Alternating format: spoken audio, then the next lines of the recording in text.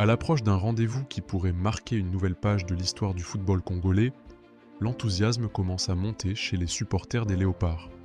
Dans moins d'un mois, la République démocratique du Congo sera engagée dans un duel crucial face à la Nouvelle-Calédonie. Une rencontre de barrage qui pourrait rapprocher la sélection nationale d'un objectif immense. Une qualification pour la Coupe du Monde 2026. La date est désormais connue.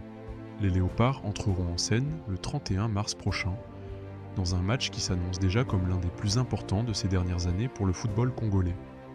Une échéance qui mobilise déjà les fans, les observateurs et tout l'environnement de la sélection nationale. À mesure que cette confrontation approche, les informations commencent progressivement à émerger autour de l'équipe dirigée par le sélectionneur Sébastien Desabre. Mais avant même d'entrer dans les détails des préparatifs et des possibles renforts, une question brûle toutes les lèvres. Quelle sera la liste officielle des joueurs convoqués pour ce rassemblement décisif ? Pour l'instant, cette fameuse liste n'a pas encore été rendue publique. Toutefois, selon plusieurs sources proches de la sélection, sa publication ne devrait plus tarder. La prochaine trêve internationale débute officiellement le 21 mars, ce qui signifie que le sélectionneur national dispose de très peu de temps pour finaliser ses choix et dévoiler les noms des joueurs qui auront la mission de défendre les couleurs de la RDC. Cette attente nourrit déjà toutes les spéculations. Supporters, journalistes et observateurs scrutent le moindre indice, cherchant à deviner quels joueurs auront l'opportunité de participer à ce rendez-vous capital. En réalité, dans les coulisses, le travail est déjà bien avancé depuis plusieurs semaines. Comme c'est souvent le cas à l'approche de grandes échéances internationales, le staff technique aurait établi une présélection élargie. Cette première liste permet d'identifier un groupe de joueurs susceptibles d'être convoqués, avant de réduire progressivement le nombre pour aboutir à la liste finale. Et parmi les noms qui circulent déjà dans cette présélection, certains attirent particulièrement l'attention des supporters. L'un d'eux est celui de Arnaud Kalimundo, un attaquant prometteur évoluant en Europe et dont le profil offensif suscite beaucoup d'intérêt. Cependant, son éventuelle présence avec les Léopards dépend encore d'un élément administratif essentiel. Pour représenter officiellement la RDC, le joueur doit obtenir l'approbation de la FIFA concernant son changement de nationalité sportive. Tant que cette validation n'est pas confirmée, sa participation reste incertaine. Un autre joueur dont le nom revient avec insistance est Alonso Ngwanda. Lui aussi ferait partie des éléments suivis de près par le sélectionneur. Mais là encore, plusieurs démarches administratives doivent être finalisées avant d'envisager une éventuelle convocation. Si les documents nécessaires sont validés dans les délais, ces joueurs pourraient intégrer la liste finale et apporter un renfort précieux à l'effectif congolais. Dans le cas contraire, leur arrivée sous le maillot des Léopards devra probablement attendre un prochain rassemblement.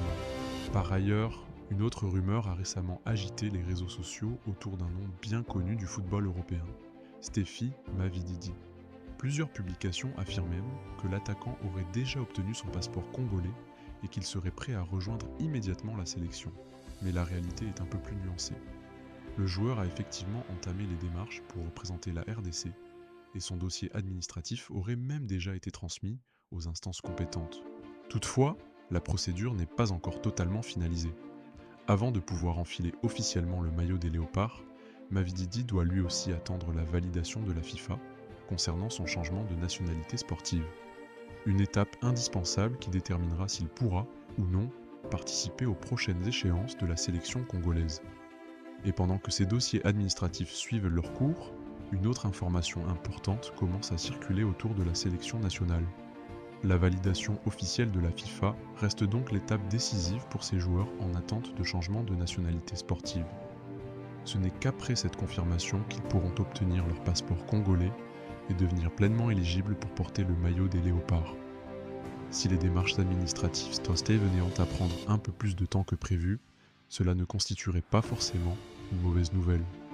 Le calendrier international offre en effet une autre fenêtre intéressante. La prochaine trêve internationale interviendra dans environ 4 mois, toujours dans le cadre des qualifications pour la Coupe du Monde. Ce délai pourrait permettre au staff technique de finaliser sereinement les différents dossiers et d'intégrer progressivement ces nouveaux profils dans l'effectif national.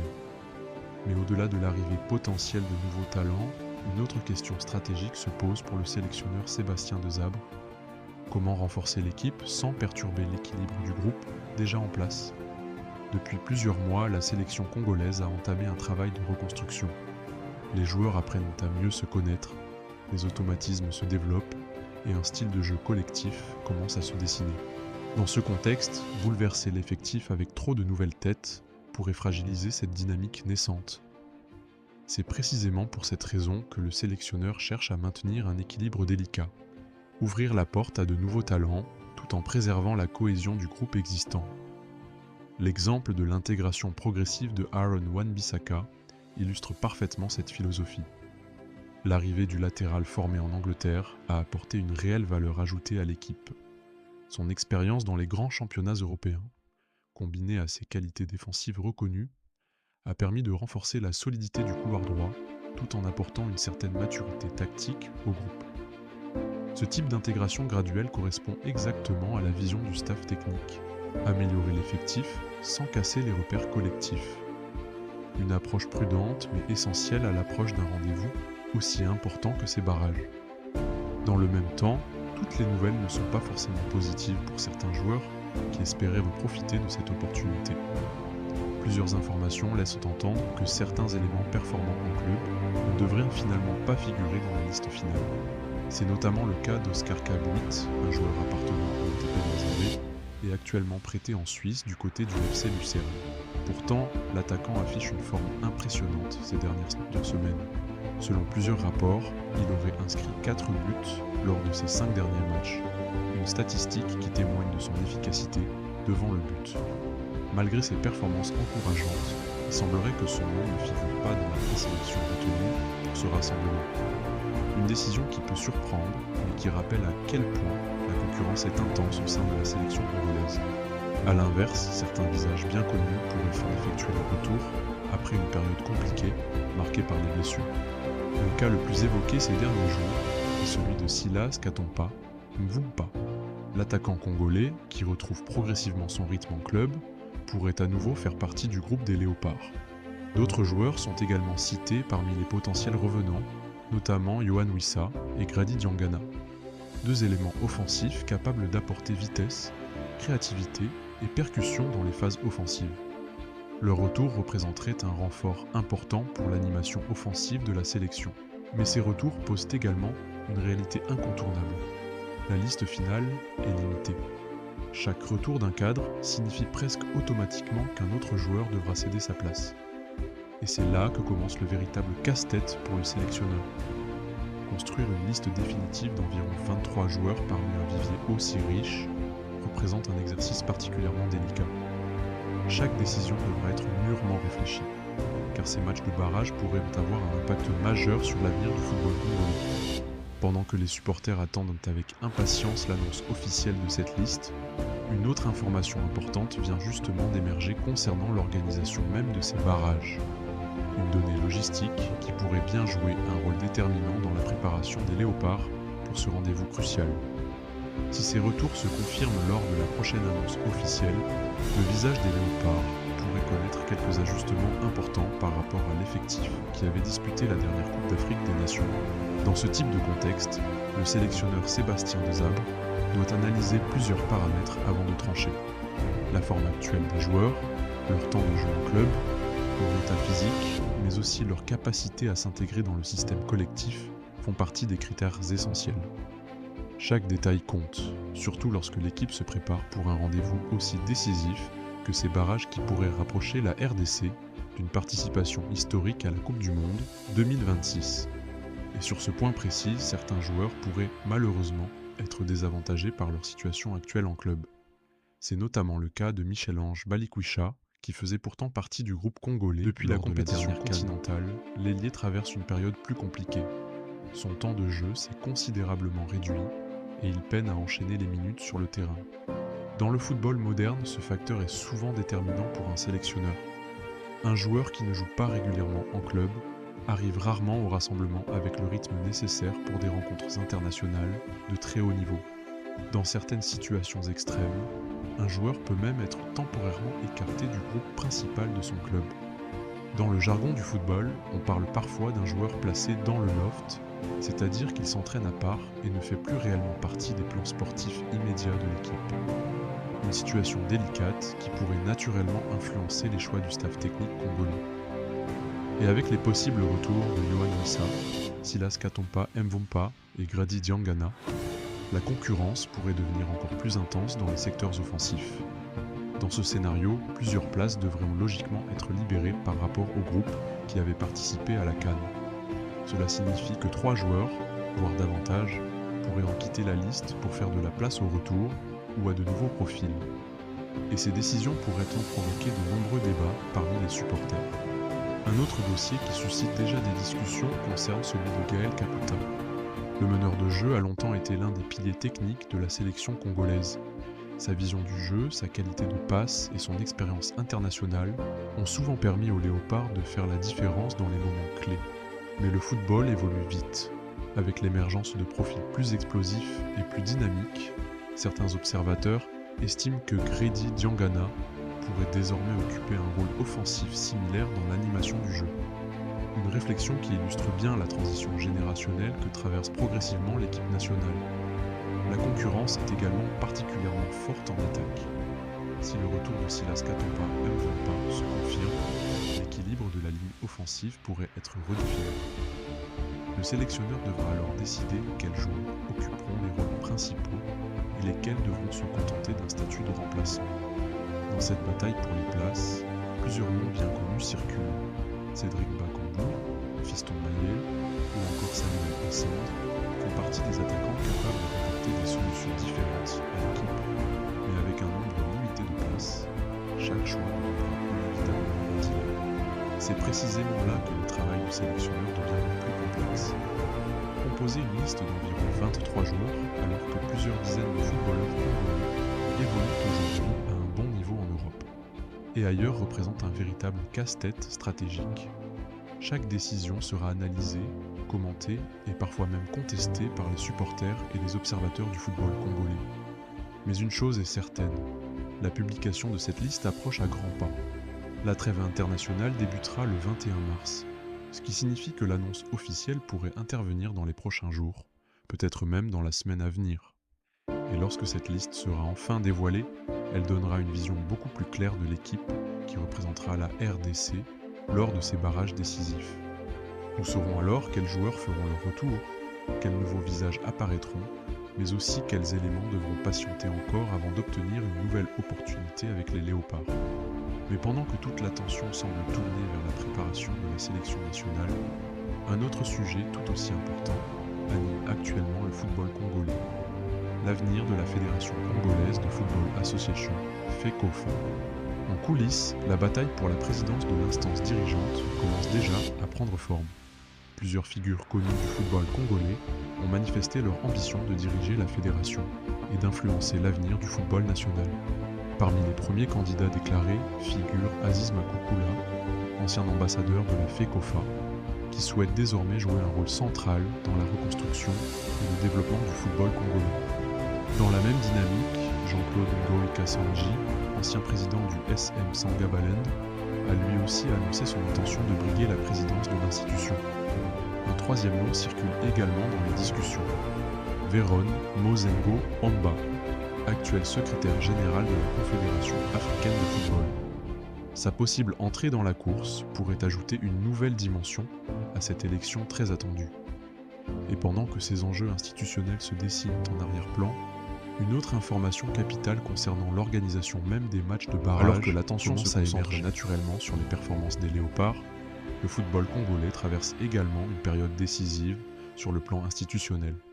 Dans les prochaines semaines, plusieurs postes importants au sein des structures dirigeantes du football, en République démocratique du Congo, seront renouvelés. Parmi les dossiers les plus attendus figure évidemment la présidence de la Fédération congolaise de Football Association, FECOFA.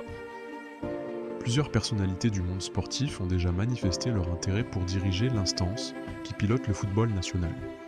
Et selon certaines informations, Véron Mozengo Omba, actuel secrétaire général de la Confédération africaine de football, pourrait prochainement arriver à Kinshasa afin de déposer officiellement son dossier de candidature. Pour l'instant, toutefois, cette démarche reste encore à confirmer. Mais la présidence de la fédération n'est pas la seule fonction concernée par ces élections. Plusieurs autres structures clés du football congolais sont également en jeu, ce qui pourrait profondément redessiner l'organisation du sport roi dans le pays. C'est notamment le cas de la Ligue nationale de football, où certaines figures bien connues souhaitent jouer un rôle plus actif dans la gestion du football local. L'ancien international congolais Trésor Lomana Lualua, par exemple, s'intéresse de près à un poste au sein de l'administration du football national. Son expérience du haut niveau et sa connaissance du football européen pourraient lui constituer des atouts importants pour contribuer à la modernisation des structures sportives. De son côté, Zéphirin Kaninda, déjà impliqué dans la gestion administrative du football, ambitionne de poursuivre son travail et brigue un nouveau mandat afin de continuer les réformes engagées ces dernières années. Le football féminin n'est pas en reste dans cette dynamique de changement. Arlette Bavoula a officiellement annoncé sa candidature pour prendre la tête de la Ligue du football féminin en RDC. Une initiative qui illustre l'importance croissante accordée au développement du football féminin dans le pays. Ces différentes candidatures montrent bien que les prochaines élections ne concernent pas uniquement l'équipe nationale masculine, mais l'ensemble de la structure du football congolais.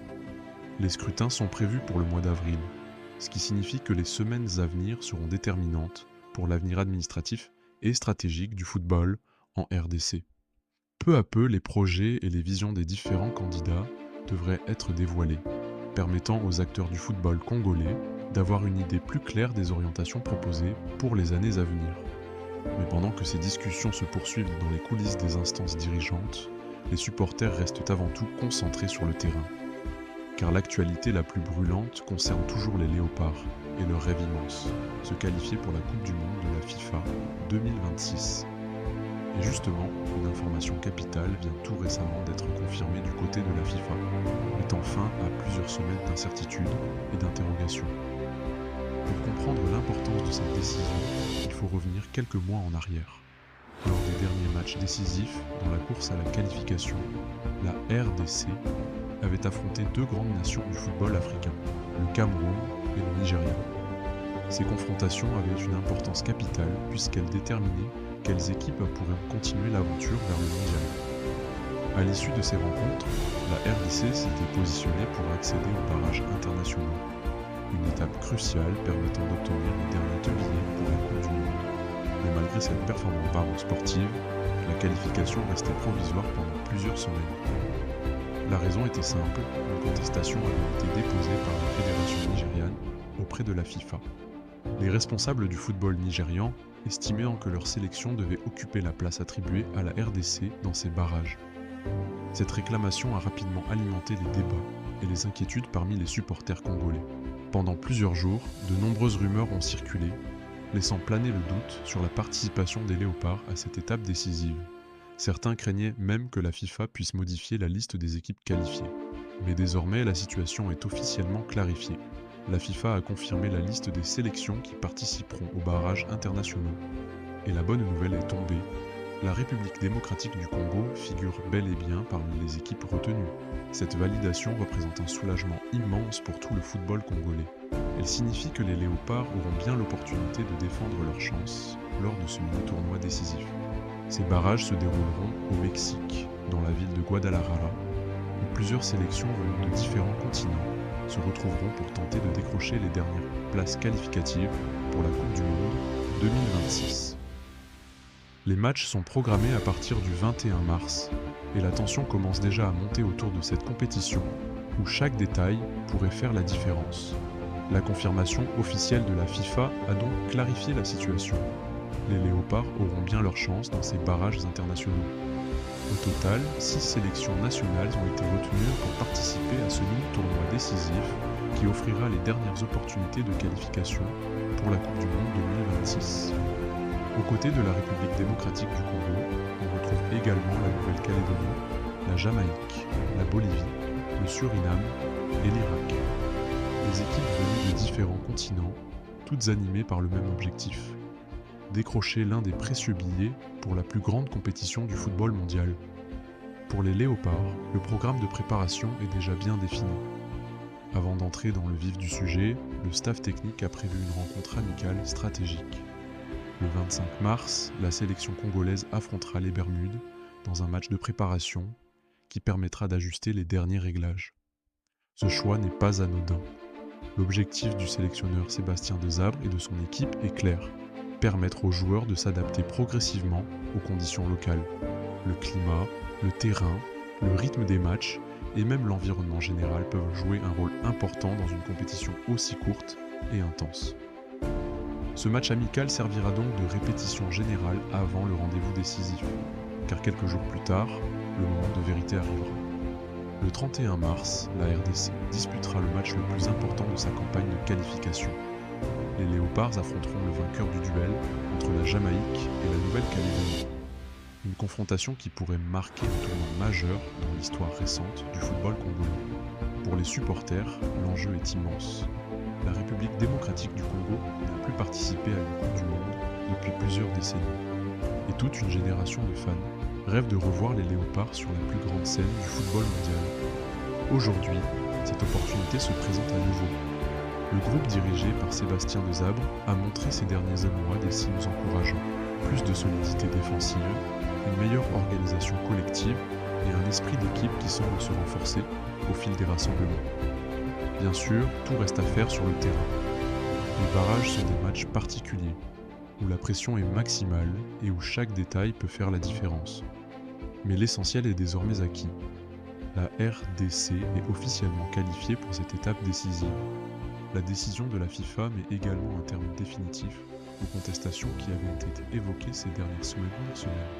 La tentative de recours du Nigeria n'a pas modifié la situation, et la place des Léopards dans ce tournoi est désormais confirmée.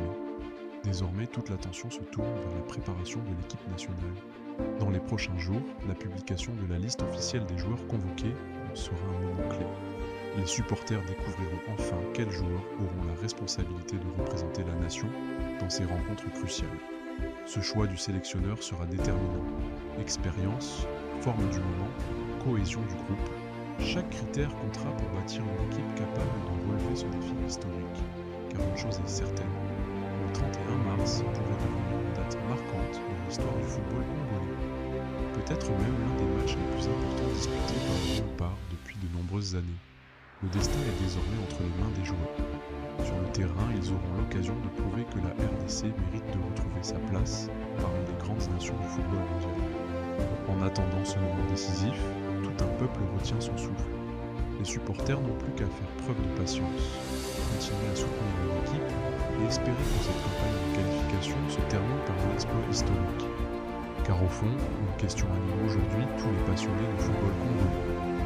Les Léopards peuvent-ils réussir cet exploit et décrocher leur billet pour la Coupe du Monde 2026 ?